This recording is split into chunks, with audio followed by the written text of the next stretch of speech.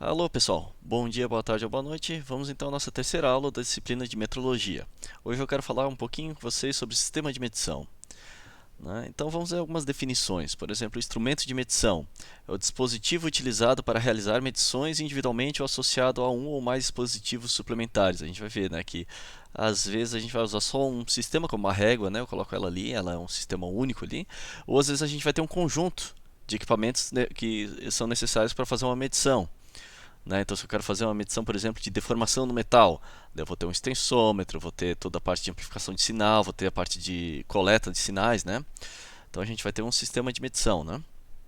Conjunto de um ou mais instrumentos e, frequentemente, outros dispositivos, compreendendo, se necessário, reagentes, insumos, né, adaptados de forma a fornecer informações destinadas à obtenção de valores medidos. Vamos ver um pouquinho mais sobre isso, né? Existem alguns métodos, por exemplo, o método da comparação, que é uma balança, né?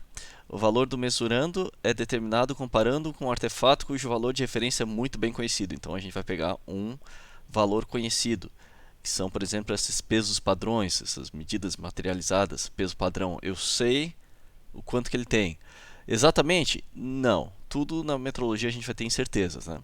A gente vai ter alguma incerteza, mas a incerteza dele, desse peso padrão, por exemplo, aqui eu digo que ele tem 1 kg, 1 kg, né? A incerteza dele é muito menor do que a que eu preciso para saber, de uma forma bem confiável, aquela massa que eu estou comparando, né? Então eu estou usando um peso padrão que eu tenho muita certeza de que ele tem aquele 1 kg mais ou menos um erro muito pequenininho, né? É isso que a gente vai estar sempre trabalhando com um erro. Todo sistema de medição vai ter um erro associado, mas nesse caso os erros são pequenos. Medida materializada, como constou ali naqueles pesos, né? Instrumento de medição que reproduz ou fornece de uma maneira permanente durante a sua utilização grandezas de um ou mais tipos, cada uma com um valor designado. Então, eu tenho alguma grandeza fixa designada, né? Massa padrão, resistor elétrico padrão, um bloco padrão, se eu quiser saber uma dimensão, né? Um material de referência. Então são valores de referência. Eu não tenho exatamente certeza de quanto que aquele valor tem, por exemplo, em massa ou em dimensões no bloco padrão, mas eu tenho uma grande certeza da faixa de intervalo que ele vai estar.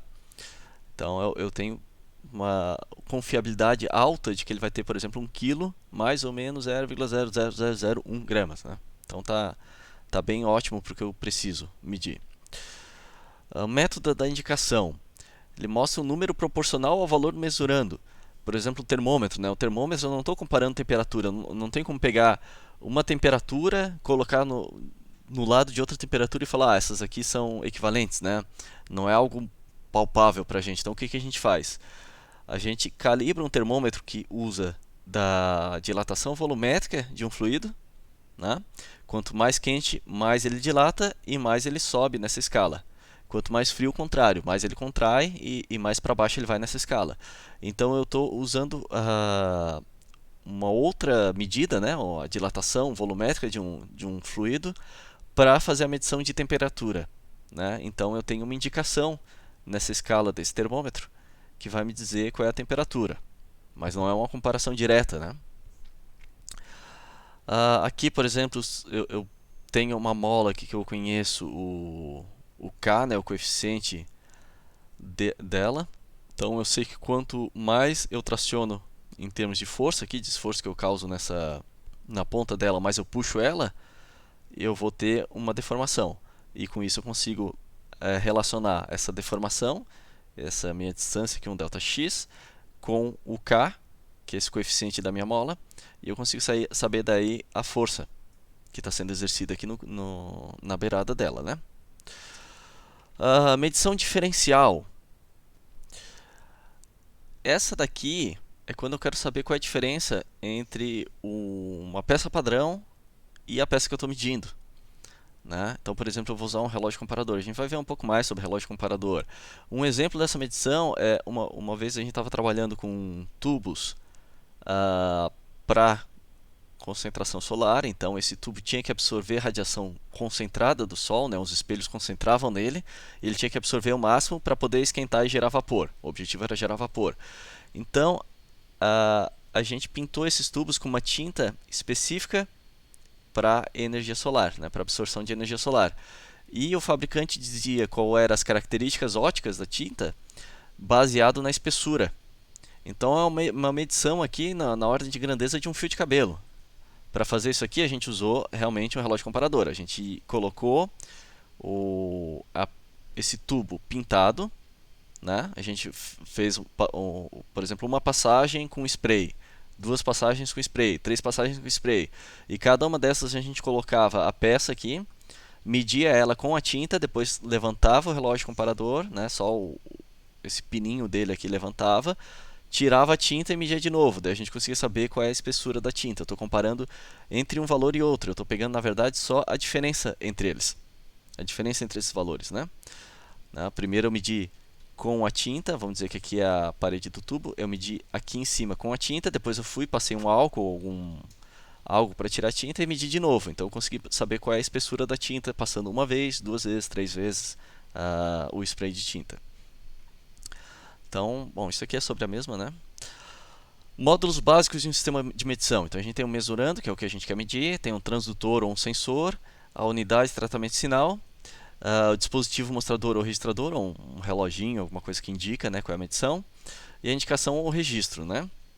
Então o transdutor ele vai estar em contato com o mesurando, ele transforma os efeitos físicos em, por exemplo, um sinal elétrico, mas esse sinal muitas vezes é fraco. Daí eu posso ter um amplificador, né? Que vai amplificar a potência do sinal transdutor. Ele pode processar ou não um sinal.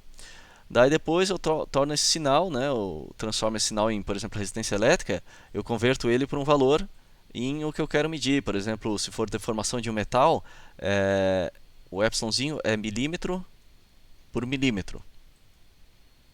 Né? É uma unidade um pouco estranha, mas na verdade ela representa a porcentagem de deformação que a minha peça teve.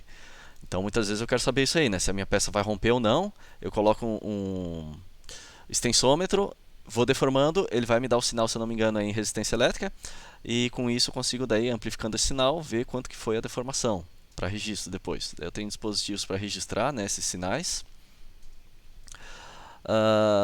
Os módulos um pouco mais detalhado que eu tenho, por exemplo, o transdutor, que é o meu equipamento que vai fazer, e aqui o dispositivo mostrador, que pode ser só uma setinha apontando numa régua aonde está esse valor, né? Ou eu também posso ter aqui o amplificador de sinal, como eu comentei. Quer dizer, as variações aqui são muito pequenas nesse meu transdutor. E é difícil daí analisar esse sinal pequeno, então eu amplifico ele para conseguir depois ver qual é essa variação, certo? Né? Olha só, eu tenho aqui como se fosse um braço de alavanca nesse desenho, né, para bem explicado. Uma pequena deformação aqui, nesse braço de alavanca vai resultar numa grande deformação aqui. Então fica mais fácil para eu ler essa medição de sinal depois, certo? Aqui no caso um módulo, em vez de trabalhar com o braço de alavanca, ele está trabalhando realmente daí com a parte elétrica, né? Eu tenho uma corrente induzida aqui no meu instrumento, né? Um amplificador de sinal, e aqui ele vai me dar daí um valor em número já na unidade que eu quero, em Newton, por exemplo, se eu estou fazendo medição de uma força, né? Eu vou passar um pouquinho rápido, porque tem bastante conteúdo nessa aula, pessoal. Aqui eu tenho um sinal de medição, né? Eu estou medindo daí uma força. Eu quero saber em Newton, essa unidade, né? Eu apliquei uma força na ponta da mola e eu quero ver quanto que eu vou medir. Então eu tenho a mola que vai fazer essa medição, porque ela tem um K, né? Um coeficiente de rigidez ali, que vai me dizer quanto que ele deforma por Newton, por força que eu aplico. Isso aqui é tudo parte do sensor. Daí na hora que eu aplico a força ele vai deformar, né? E tudo isso vai pegar pelo transdutor, certo? Daí ele vai me dar depois um resultado em tensão. Esse PW é esse aqui, né? Que ele vai pegar a parte de indução do sinal que eu estou aplicando, que essa mola, essa deformação da mola vai causar.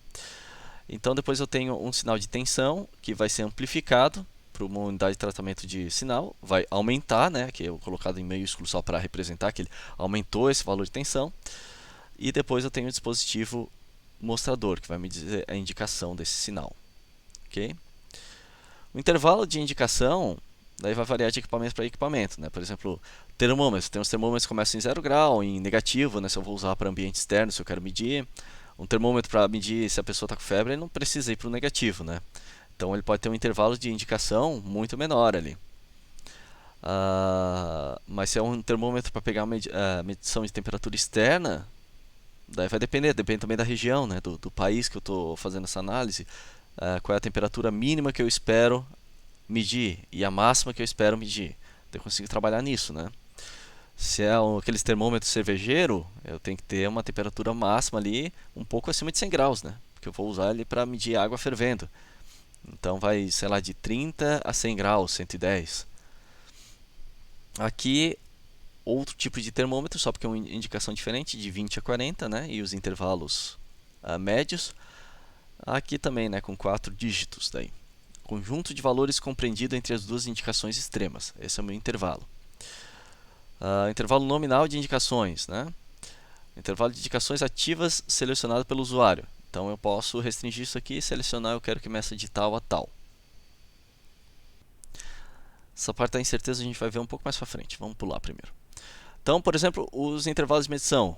Todo mundo já deve ter visto um desses multímetros aí que tem até uns pequenininhos para ter em casa, né, para ver se a pilha está carregada ou não.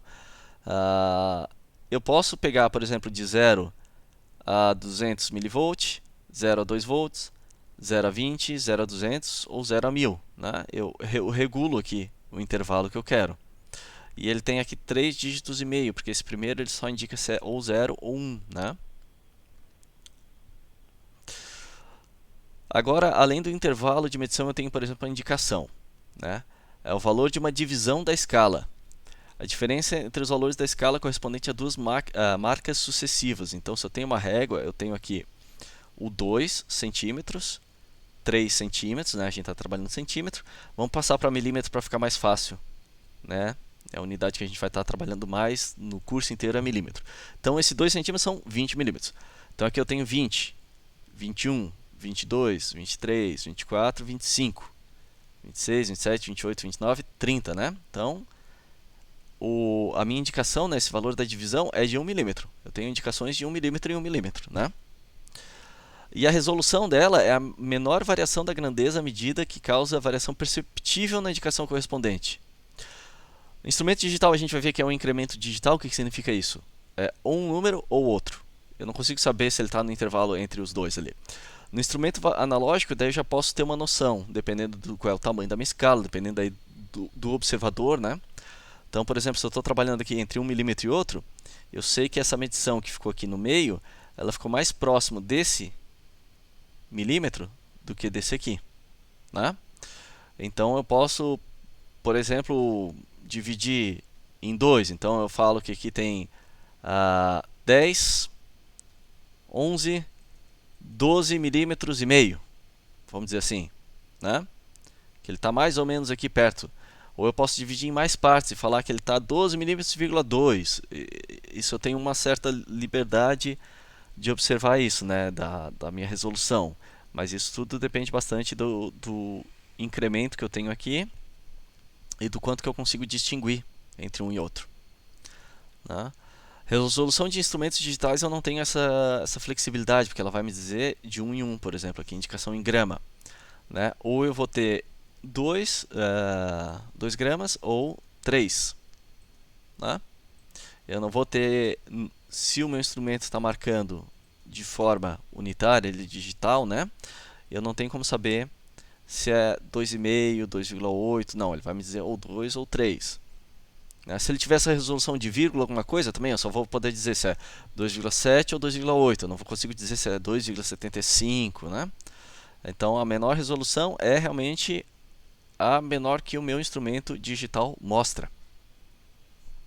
Certo? Quanto ao estímulo e resposta do meu instrumento de medição, a minha sensibilidade é uma relação entre o quanto que varia na indicação e o quanto que varia na grandeza. Né? A minha grandeza aqui é Newton. Então, se eu peguei uma mola muito dura e eu apliquei 400 Newton, ela variou aqui de 0 a 4 milímetros na minha indicação. Né? Então, eu tenho uma relação aqui entre 4 milímetros dividido por 400, né? 400 newton. Então eu vou ter uma resolução de 0,01 milímetro, né? Isso varia cada 0,01 milímetro para cada newton que eu aplicar. Se eu aplicar 1 newton de força, ele vai variar 0,01. 2 newtons de força vai variar 0,02, né? Agora, se eu tenho uma mola que é um pouco mais macia, vamos dizer assim, né? Não é o termo correto, mas só para dizer que se eu aplico uma força qualquer, ela deforma mais, então eu posso ter uma resolução de, por exemplo, 0,10 milímetros por newton. Eu apliquei 400 newton e variou 40 milímetros, né? É mais fácil eu conseguir visualizar nessa escala aqui, né? Eu tenho como trabalhar, diminuir o intervalo de indicação entre um e outro, porque eu aumentei essa escala, né? Então aqui eu tenho as constantes, né? A deformação pela força. Eu vou usar esse instrumento A quando? Quando eu estiver trabalhando com forças muito mais elevadas que 400, né? Que daí vai permitir uma variação maior. Mas, se eu estiver trabalhando com forças muito mais elevadas que 400 newton, se eu usar nesse instrumento aqui, ele vai acabar saindo da escala, né? Se a minha escala vai de 0 a 40 milímetros e eu aplicar uma força maior, 400, a deformação vai ser maior do que a escala permite. Então, eu tenho que selecionar certo o meu instrumento para o intervalo que eu estou analisando. Se eu estou analisando aqui forças de até 400 newton, isso aqui vai ser mais adequado, porque está dentro do intervalo de medição e eu consigo daí ter uma leitura mais fácil, vamos dizer assim, né? Eu consigo ver com mais precisão aqui onde está nesse intervalo. Essa sensibilidade ela pode ser variável, né? Como o volume de combustível do Fusca aqui, olha como é que ele está, né? Aqui eu tenho o vazio, meio tanque, né? Tanque cheio. Então o meio tanque não está exatamente na metade. Então eu tenho uma curva mais ou menos assim. Eu consigo representar qual é a curva em relação ao ângulo do ponteiro para o volume de tanque cheio, né? Que é o volume de tanque cheio, ele vai me apresentar esse ângulo, né? Vamos dizer que isso aqui representa essa variação de 90 graus. 90 graus, então aqui seriam 90 graus. Só um exemplo, né? Não é linear isso aqui, né? Não é linear. Estímulo e resposta. Aqui eu quero falar um pouco sobre erro de esterese. O que é esterese, pessoal? Dependendo de como eu vou fazendo a medição e voltando, esse meu instrumento de medição ele pode ter algumas folgas, algumas coisas associadas ali dentro que vão me apresentar um certo erro, né? Aqui ele apresenta a esterese, né, como forma dessa área no gráfico, mas o mais fácil de visualizar é aquelas trenas, né? A trena, se vocês pararem para ver, aquela pontinha dela, vou desenhar aqui, eu tenho aqui a fita da trena, né? Estou olhando de lado, a fita bem fininha. Ela tem uma espécie de um parafusinho aqui que prende naquela parte metálica, né? Essa parte metálica. Então, entre a tira e essa parte metálica, eu tenho uma certa folga. Para que isso? Para se eu quiser medir pela parte de fora dessa parte metálica, eu encosto a tira e a parte metálica, daí ela encosta na tira, né? Isso aqui tem um certo jogo de cintura, esse parafusinho, é como se fosse um furo oblongo, assim, né? Então ela pode se deslocar para cá ou para frente. Na hora que eu encosto numa parede externa, eu estou fazendo a medição considerando já essa espessura, né? E se eu vou fazer a medição de uma parte interna, eu encosto esse meu Lzinho da trena numa peça, né? Daí eu acabo tendo essa espessura, essa distância entre a trena e essa abertura. Por quê? Porque agora eu estou pegando a medição da parte interna, né? Eu encostei ela e estou puxando pela parte interna. Então essa folga, na verdade, é para representar a espessura desse meu Lzinho, né? Então se eu quero medir uma parede pela parte de fora, eu vou, encosto e empurro um pouquinho. Se eu estou medindo pela parte de dentro, eu encosto aquele meu Lzinho e puxo um pouquinho. Isso é para tentar corrigir essa esterese, mas eu tenho esses erros associados na medição, né? Isso aqui, no caso, não seria nenhum erro, mas essa folga com certeza vai gerar alguma coisinha de erro. E eu tenho isso em todos os instrumentos de medição, eu vou ter alguma coisa, né? Que conforme eu avanço ou retorno com ele, eu posso ter um erro associado a, por exemplo, duas peças se encaixando. Na hora que eu empurro, né? Essa distância entre o x e o y, se eu estou empurrando o meu y, por exemplo, vai diminuir, né? Porque essa perna do y aqui vai encostar, do x vai encostar nessa parte do y. Então eu diminuo um pouco. Se eu estou puxando o meu y, vai aumentar a distância entre os dois, né? Então isso aqui é um erro de esterese que pode acontecer em alguns equipamentos, certo? Espero que tenha ficado claro. Isso aqui não é tão fácil de visualizar, né? Estímulo e resposta, também é importante saber qual é o tempo de resposta, né? Se eu apliquei um estímulo, eu tenho que saber qual é o tempo de resposta para essa minha medição ficar dentro da tolerância. Um exemplo é a medição de temperatura. Por que demora um pouco quando eu ponho aqueles termômetros elétricos, né, embaixo do braço para ele dar o apito dizendo tá ok? Teoricamente, ele vai entrar em equilíbrio térmico com o teu corpo, só no infinito, só num tempo infinito. Vamos fazer aqui um gráfico, né? Esse aqui é o tempo e aqui é a temperatura, né? Essa curva é a temperatura do termômetro e a temperatura do corpo, ela vai estar aqui, ó, um pouquinho acima da temperatura nesse tempo, temperatura para tempo igual a infinito, né? Aqui é a temperatura do corpo. Então ele não vai chegar em equilíbrio térmico nunca, né, teoricamente, se a gente colocar as equações, transferência de calor e botar. Então ele vai precisar de um tempo infinito para chegar. Mas a partir de um certo tempo que eu tenho aqui, a variação entre essa temperatura e essa, ela é pequena, né? Vocês vão vendo que a variação vai ficando menor, menor, menor. Então, se ela estiver já dentro do intervalo de incerteza desse meu termômetro, por exemplo, a temperatura vai ser, mediu ali 36,5 e aqui na verdade seria 36,55, né? Então tá dentro já dessa segunda da casa depois da vírgula, né? Dessa incerteza que eu tenho. Quando a variação está dentro disso, eu posso falar, ok, eu encerro a minha medição aqui e eu já dou meu resultado. Então é isso que ele faz. Ele pega um tempo que leva, né, o tempo suficiente para parar de variar muito e fala, ok, a partir daqui eu já tenho uma medição com uma precisão suficiente para o que eu quero, que é a medição da temperatura do corpo da pessoa. Se eu quero uma medição mais precisa de algum processo industrial, alguma coisa que eu preciso saber exatamente a temperatura, né, com mais casas depois da vírgula, daí eu vou ter que deixar um tempo maior, certo? Então eu tenho que saber qual é a resposta ao estímulo que eu dei, né? Aqui eu tenho curva de calibração. Então, como a gente viu, né, se eu tenho uma mola, ela vai ter para cada força que eu aplicar, uma deformação. E eu vou fazendo medições para isso, né? Eu aplico uma força padrão, que eu sei exatamente qual é, e vou lá e meço qual foi a deformação dela. E vou construindo pontos dessa curva de calibração, né? Até eu ter a curva. Daí, a partir daí, eu consigo jogar essa curva dentro do meu instrumento de medição, né? Dentro do meu sistema de medição. E para cada vez que eu medir uma força, cada vez que eu aplicar uma força, eu consigo ver qual é a indicação e eu consigo daí dizer qual foi a força em Newton, né? Eu consigo me dar o resultado da força. Temperatura, a mesma coisa. Eu tenho valores de temperatura que são correspondentes a valores de resistência elétrica.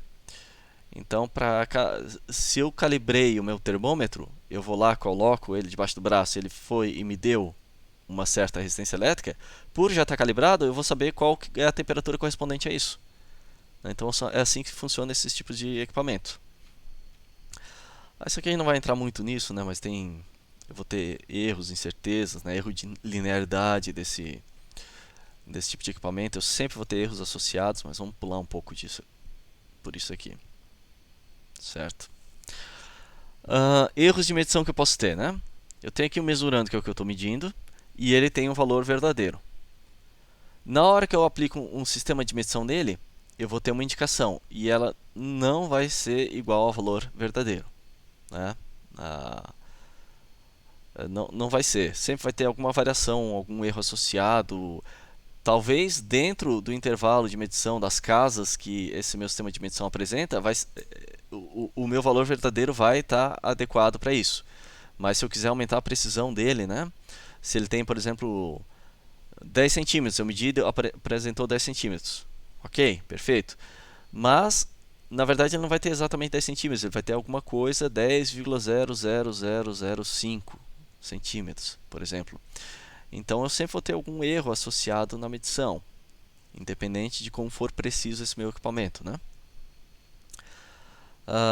O teste, vamos usar um exemplo, eu até já apresentei na primeira aula. Teste de precisão de tiros de canhão. Então, eu coloco um canhão a 500 metros de um alvo fixo, eu miro só uma vez e eu disparo 20 tiros, sem ajustar a mira, só disparo, né? A distribuição do tiro no alvo é usada para qualificar os canhões. Então vamos ver 4 concorrentes aqui. Concorrente A, ele atirou os 20 tiros nessa região. Concorrente B, ele teve essa dispersão. O D e o C. Certo? Vocês lembram que eu já tinha comentado sobre isso, né? Então o que significa? No meu canhão A, eu tenho um erro aleatório muito baixo. Aleatório por quê? Porque a dispersão aleatória é pequena. Né? Aleatoriamente, entre um tiro e outro, eles estão muito próximos. Mas o erro sistemático, ele é alto. O que é sistemático? Né?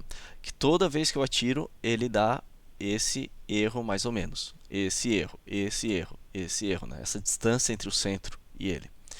Então eu tenho um erro sistemático alto. No caso do canhão B, não. O aleatório é muito alto, porque a dispersão aleatória foi alta. Mas o erro sistemático, que é o erro da média desses tiros em relação ao valor real, aonde ele deveria acertar o alvo, né, é baixo. Nesse caso não, a média, no caso A, dos tiros em comparação ao valor que deveria acertar, que é o centro, essa média foi alta, né? Essa distância entre a média e o centro foi alta. Nesse caso não, foi baixo, mas o erro aleatório foi alto. O D é o equipamento que é o melhor de se trabalhar, né? Porque ele deu um erro aleatório baixo e um erro sistemático baixo. E o C, ele deu um erro aleatório alto e sistemático alto, né? É o pior tipo de equipamento possível. Então, o erro sistemático é a parcela previsível do erro. Como eu vi nesse equipamento A, eu sei que toda vez que eu atirar com aquele canhão, eu vou ter um valor, né? Uma distância do alvo que corresponde a uma certa distância aqui em leste e uma certa distância aqui em norte. Então eu consigo pegar e corrigir isso. Em vez de eu mirar no alvo, agora eu vou mirar em algum valor para baixo, que na hora que eu atirar aqui, ele vai acertar aqui. Ele vai acertar o alvo, né?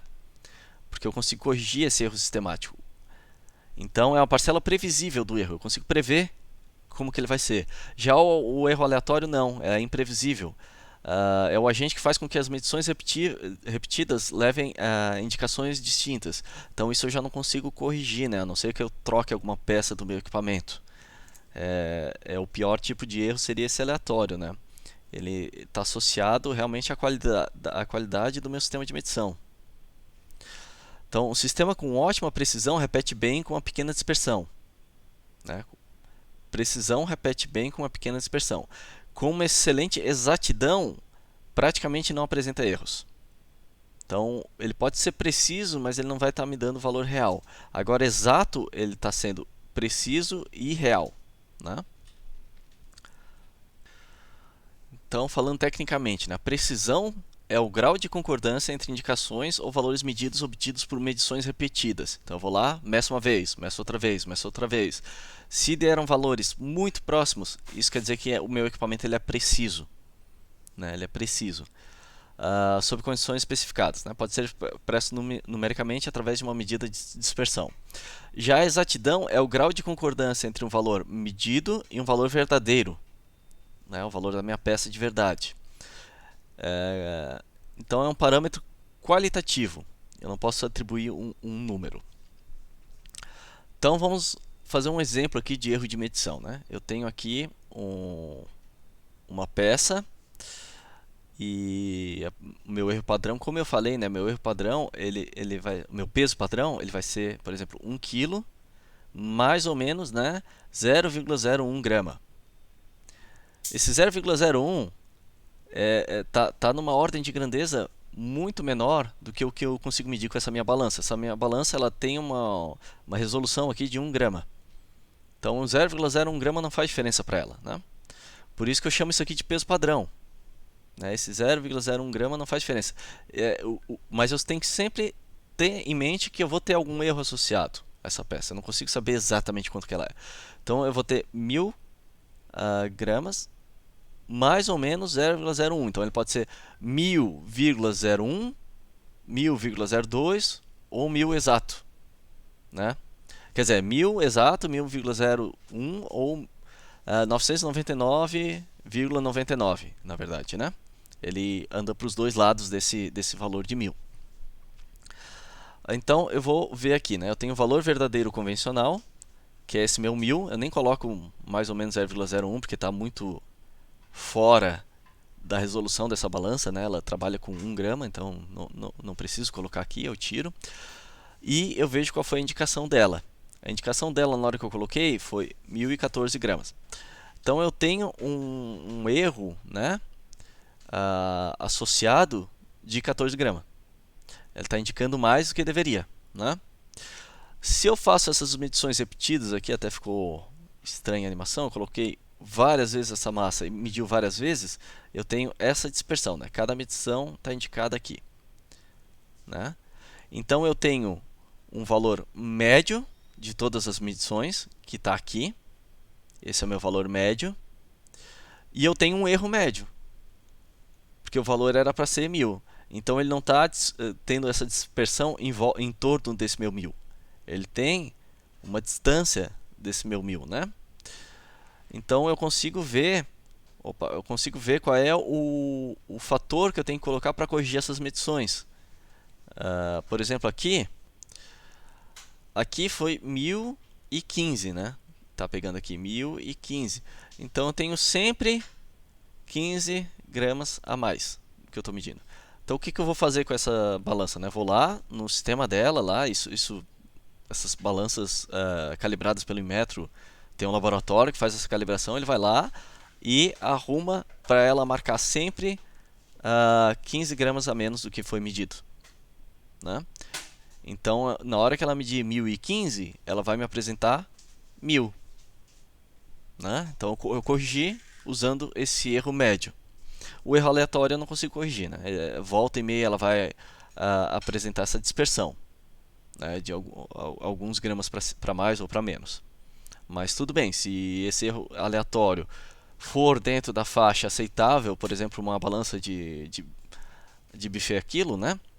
Que um Inmetro fala, não, tudo bem, esse erro é aceitável, tu não precisa comprar uma balança super cara para pegar exatamente o valor, tá dentro do aceitável, ok, então tu pode usar isso aí. Para isso que a gente tem regulamentação, né? Cálculo do erro sistemático, como é que eu faço? Eu pego a medição de infinitas medições, o valor médio de infinitas medições, essa barrinha aqui em cima indica que é o médio, menos o valor verdadeiro. Então, a média de infinitas indicações menos valor conhecido exatamente. Daí eu sei qual é esse erro que eu vou fazer. Ninguém vai ter tempo de ficar fazendo infinitas medições, né? Nem tem como. Então, o que eu vou fazer? Eu vou pegar o valor médio para um número de medições. Né? Daí vai depender do tipo de equipamento que eu estou trabalhando. Se vão ser 20, 30, 40 medições, eu pego esse valor médio e eu tenho daí essa tendência. Não é a correção exata, mas é uma correção já aceitável, né? Ok? Aí eu consigo fazer daí a correção. Né? Como eu falei naquele caso do canhão, eu atirei várias vezes aqui, eu sei que ele está sempre jogando um pouquinho mais para o leste e um pouquinho mais para o norte. Então eu corrijo. Na hora que eu mirar, eu miro um pouco mais para o oeste e um pouco mais para o sul. Eu miro aqui. Na hora que eu mirar aqui, ele vai acertar aqui. Vai acertar no meio, vai acertar no alvo. Fazendo essa correção que é menos a tendência, né? Porque ele tem uma tendência de sempre atirar mais para o leste, mais para o norte, eu consigo corrigir nesse equipamento. Aqui a indicação corrigida, né? São alguns exemplos. Então, Aqui é, por exemplo, da balança, como eu falei, né? A correção é 15 gramas. Então eu sempre vou indicar 15 gramas a menos do que a balança está medindo. Daí ela vai trazer essa curva de indicações para ficar essa curva dentro do valor medido, né? Do valor exato. Então, o centro dessa curva vai ser exatamente o valor exato. Isso aqui é o que chama de gaussiana, tá, gente? Parece um sino, né? Um sino aqui, essa curva. Então, eu jogo para o meio dessa curva tá exatamente no meu valor exato. Um valor conhecido, né?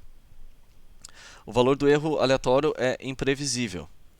A repetitividade define a faixa dentro do qual espera-se um erro aleatório. Então eu não consigo corrigir isso aí, mas eu consigo dizer com uma certa margem estatística, uma certa confiabilidade, que o meu valor vai estar dentro desse intervalo, né? Como foi o caso daquele peso padrão de 1000 gramas mais ou menos 0,01. Né? Aqui na verdade eu podia tirar esse grama e fazer assim.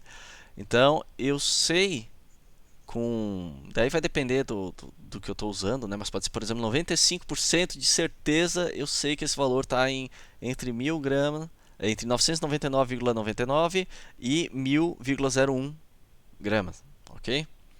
Eu tenho 95% de certeza que ele está ali. Eu consigo dizer isso. 100% eu não consigo porque ele é imprevisível, né? Isso aqui.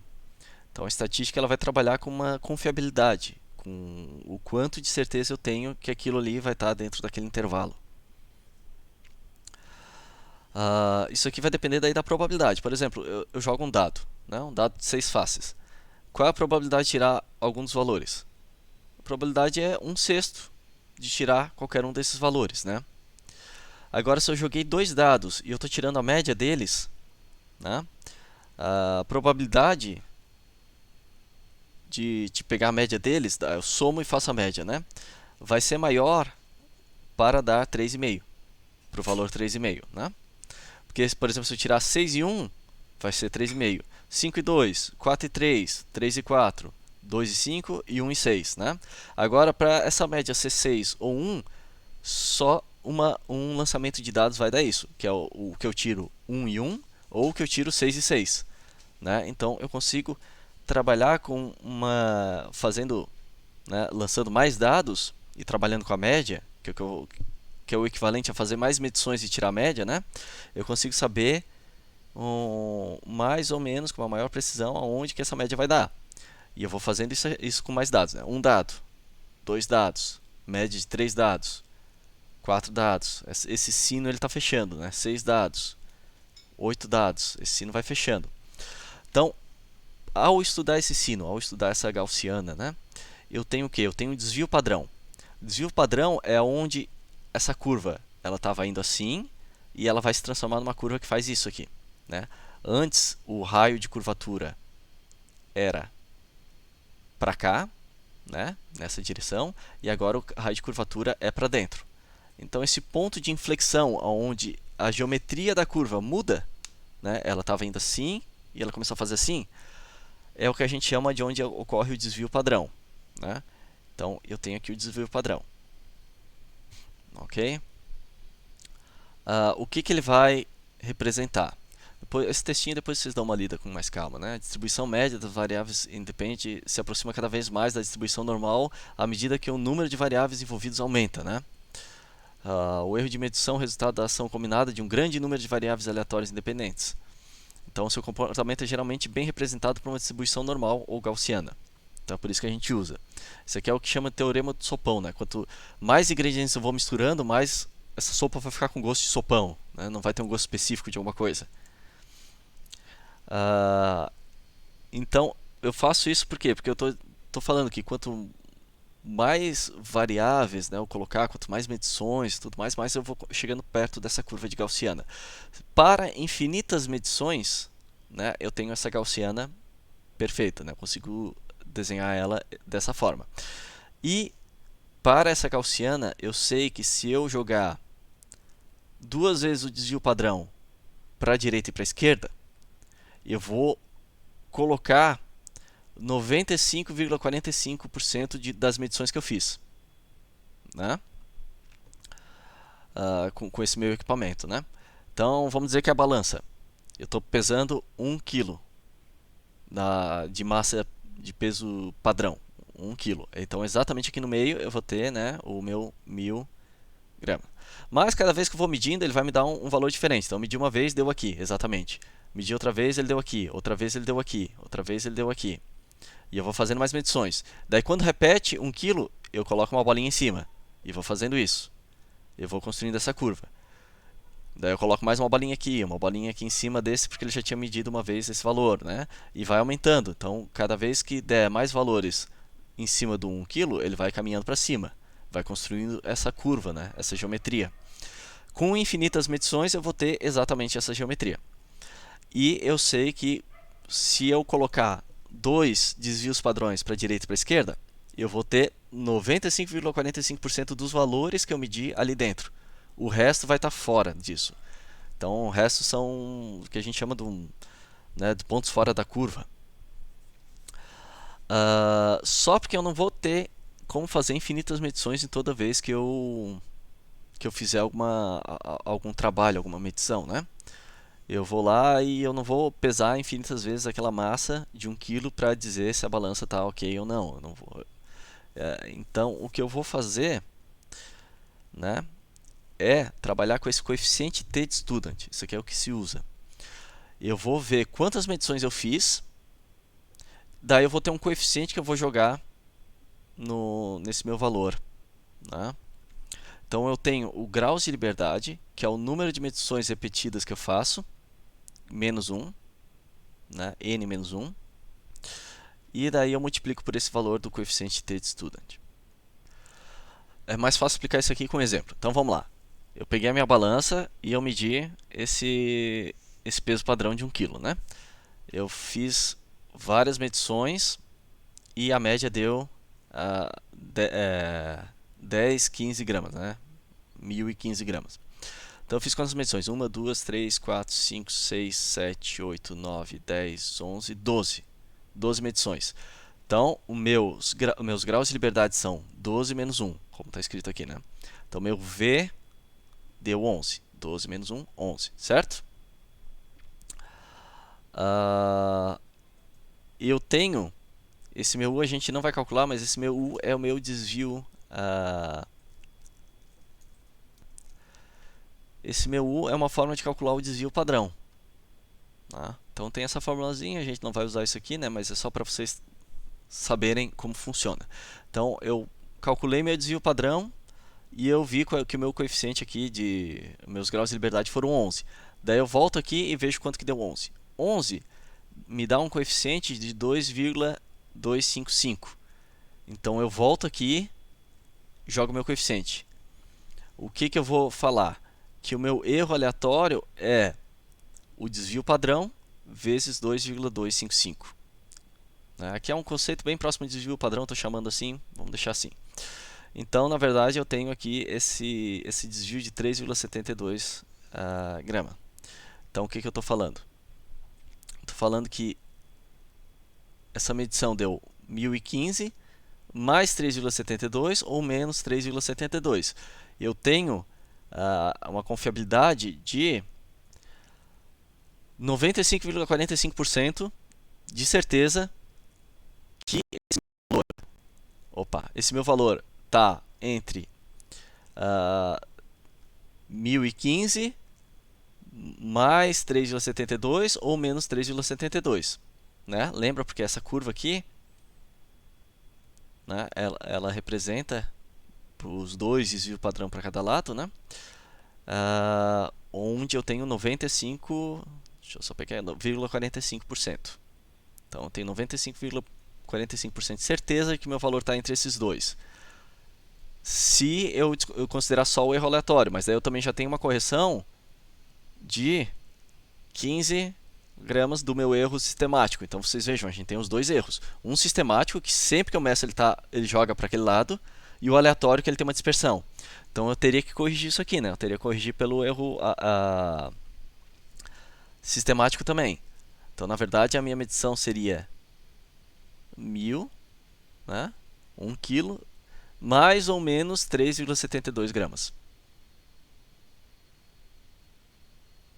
Ok? Então essa seria a minha medição final nessa balança, corrigindo para o erro sistemático e levando em conta o meu erro aleatório. O sistemático eu corrigi na hora que eu tirei os 15 gramas aqui, né? E o aleatório ele está aqui dentro. O aleatório eu não consigo corrigir, mas eu consigo prever. Voltando aqui, né, nesse teorema, se eu fizer infinitas medições, como a gente viu, né? Infinitas medições, o meu coeficiente t de student é 2, que é o que a gente viu nesse gráfico, é 2 aqui, ó. 2. Por que ele aumenta? Porque quando eu faço menos medições, isso aqui está um pouco mais aberto, digamos assim, né?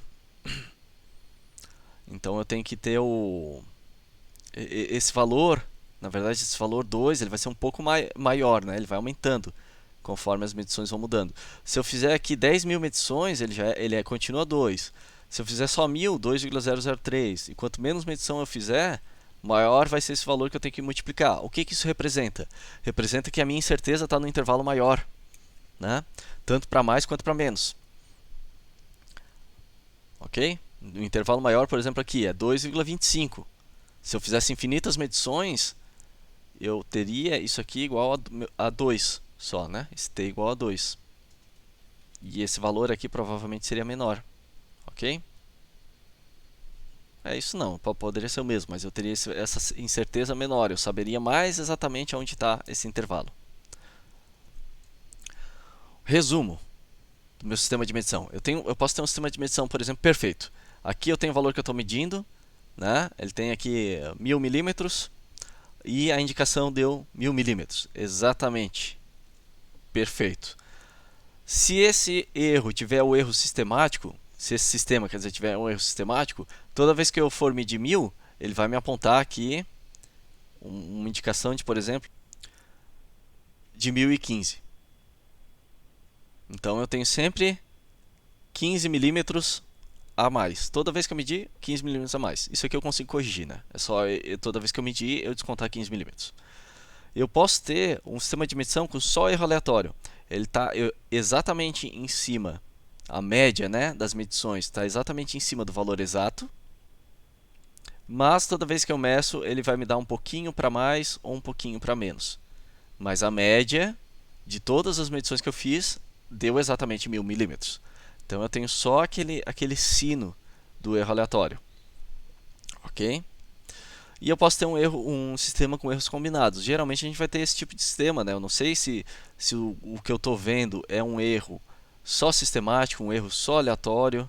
Eu não tenho como saber isso. Isso eu vou saber se eu calibrar ele, se eu fizer várias medições, se eu estudar, se eu tiver um peso padrão para comparar, né?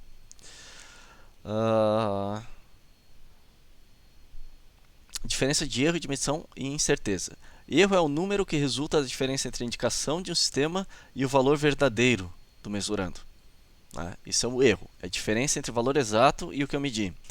E a incerteza é o parâmetro associado ao resultado de uma medição que caracteriza uma faixa de valores que eu posso fundamentar eles, né, ao mesurando. Então, representa uma dúvida, é aquele meu mais ou menos.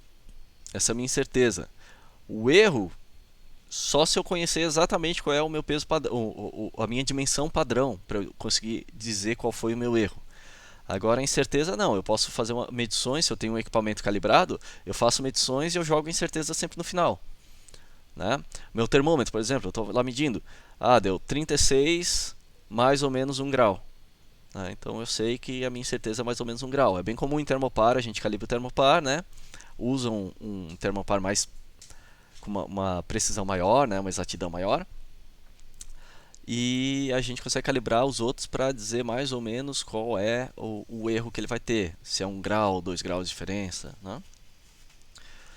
Então, pessoal, essa foi um pouco mais extensa essa aula, né? Mas eu só queria comentar um pouco sobre os sistemas de medição. A gente não vai usar tudo que a gente viu aqui, mas vocês têm que ter essa noção, né, do que está associado a cada instrumento de medição. A gente vai focar mais em medições lineares, né? Escala, régua, trena, paquímetro, micrômetro, bloco padrão, relógio comparador, né? A gente vai focar mais nisso. Certo? Então é isso, pessoal. Um abraço e até a próxima aula.